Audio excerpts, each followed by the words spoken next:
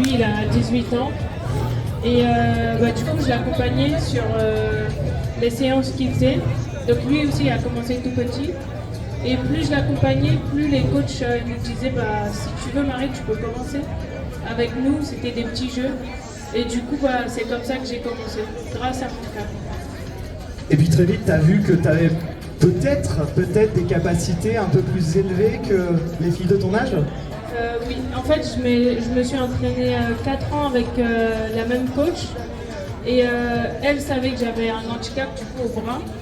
Et elle a dit à ma mère, au début elle a dit que ma mère, ouais, plus tard, je la vois bien au haut niveau. Mais elle n'avait pas précisé que ce serait en paralympique du coup. Et à mes 14 ans, du coup, elle m'en a parlé, elle m'a dit ouais, tu peux aller en haut niveau, mais par contre ce sera en handisport. Bon, au début j'ai pas aimé parce que je pensais pas faire de l'handisport un jour. Et au final, maintenant ça se passe bien. C'est ça, c'est que très vite ça a bien marché pour toi en handisport et il y a notamment eu des très bons résultats et 2 titres de championne de France. Du coup j'ai commencé, ma première compétition était à Metz et première sortie, je fais championne de saut à longueur du coup en U18 du coup à 14 ans et après l'année d'après j'ai fait je crois que j'ai fait Saint-Étienne où j'ai fini pareil sur le podium, deuxième je crois en sprint. Et je crois que sur le saut en longueur, j'étais pas championne de France, mais c'était quand même bien. Mais Marie, ce qui est bien, c'est qu'elle est très humble parce qu'elle se souvient même plus de son palmarès. Moi, je crois qu'il y a surtout eu 2 titres de champion de France. Tu vois, j'ai révisé quand même les fiches. Cet hiver, 2024, oui. 60 mètres et 200 mètres, c'est ça? Ouais. Et cet hiver, oui, à Clermont-Ferrand, j'ai fait championne de France sur 60 et 200. À Albi l'année dernière. Donc c'est à Albi déjà que je me suis qualifiée aux Jeux paralympiques. Et j'ai fait championne de France sur le 100 mètres, championne de France sur le 200 et médaille de bronze sur la longueur. Oui, donc c'est quand même un palmarès pour ton âge, puisqu'on le rappelle, tu as tout juste 16 ans. Et il y a eu cet aboutissement avec les Jeux paralympiques, les minima que tu fais. Comment ça s'est passé? Comment tu as vécu justement la qualification pour les JO et tout ce qui s'en est suivi? J'ai commencé déjà les minima pour le 200. Je les avais fait au HOP, donc au Handisport Open Paris de l'année dernière. Et je m'y attendais pas du tout. Moi je pensais que j'allais faire les minima d'abord sur le 100 mètres et que le 200 on verrait. Et du coup à cette compétition-là j'ai allé en détente. Et je finis ma course et je vois que le chrono était passé pour les minima, donc j'étais super fière. Et je pense que c'est surtout à ce moment-là que je me suis dit, mais en fait, je peux faire les Jeux paralympiques. Avant, c'était pas dans ma tête. T'y croyais pas du tout? C'est pas que j'y croyais pas, mais j'en parlais pas forcément. Donc en début de saison, j'y croyais pas.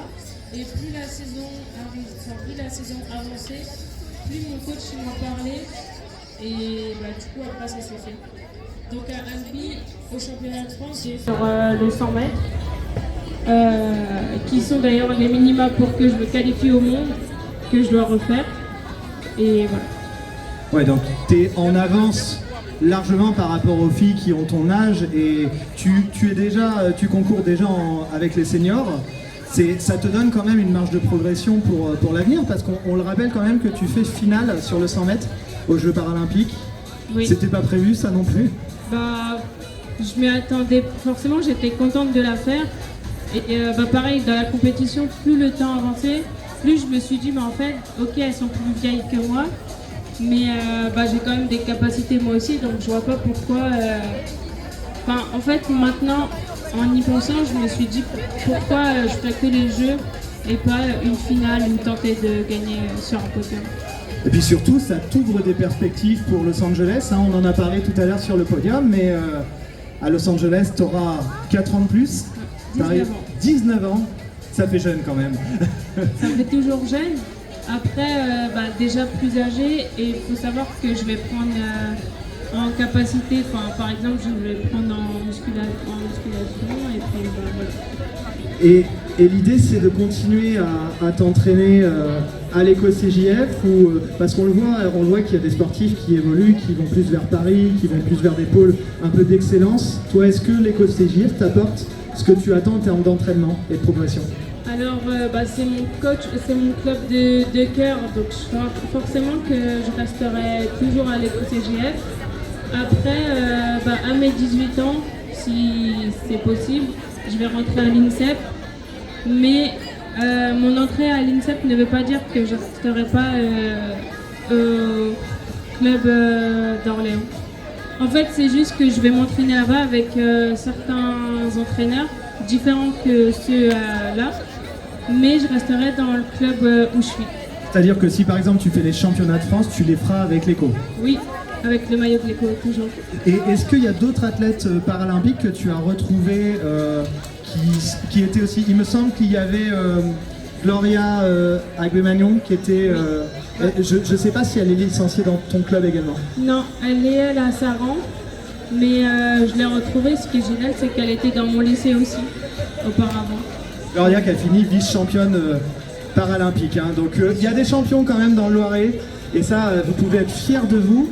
Et puis c'est quoi la suite pour toi, là, les prochaines courses, ça va être quoi?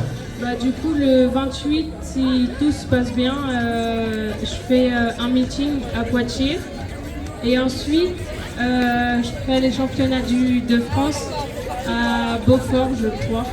Ouais, Belfort, ma maman m'a dit. Il y a des gens qui soufflent derrière. Voilà. Et je crois que tu fais peut-être les championnats du monde aussi? Du coup, il faut que je me qualifie. Et les minima sur le 100 mètres, c'est mon record de l'année dernière. Donc, ouais, donc il faut que je le refasse. Ça devrait être faisable. Et après, sur le 200 et la longueur, il faut encore que je progresse pour pouvoir les faire. L'objectif sur la longueur, c'est quoi? C'est de réussir à se rapprocher du podium peu à peu? Oui. C'est tout d'abord de me qualifier parce que du coup, j'ai repris la longueur il n'y a pas longtemps en entraînement. Et ça fait 1 an que j'en ai pas fait en compétition. Mais après, oui, sur le 100 et le 200, c'est de faire un podium au championnat du monde. Très bien, ça promet de belles émotions à venir. Dernière question, comment justement toi qui es étudiante, tu organises ton temps justement entre tes études, ton temps de sportif, comment ça se passe? Alors du coup, je suis sur un pôle sportif à Orléans-la-Source. Et du coup, je fais mes journées au lycée Paul Gauguin. J'ai des horaires aménagés qui font que je finis à 16h. Et après, je vais m'entraîner sur le pôle, qui est aussi à la source. Ça se trouve à 5 minutes. Est-ce que tu t'y retrouves ou est-ce que c'est parfois un petit peu... t'as des semaines plus compliquées que d'autres?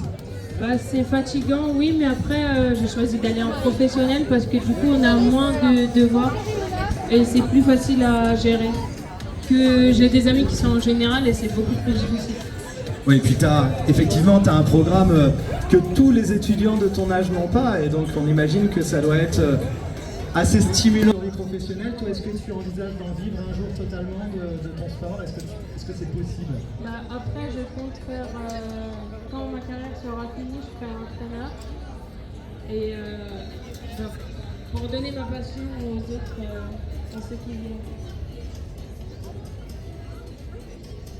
Eh bien, je te remercie, Marie, pour ce que tu nous as confié, tout ce témoignage sur ta carrière. On va te souhaiter plein de bonnes choses. S'il vous plaît, des applaudissements pour Marie Mboussou Ngouyi, je le rappelle, finaliste du Jeux paralympiques en catégorie T46. J'ai une dernière question, Marie. Parce que handicap T46, les gens ne savent pas forcément.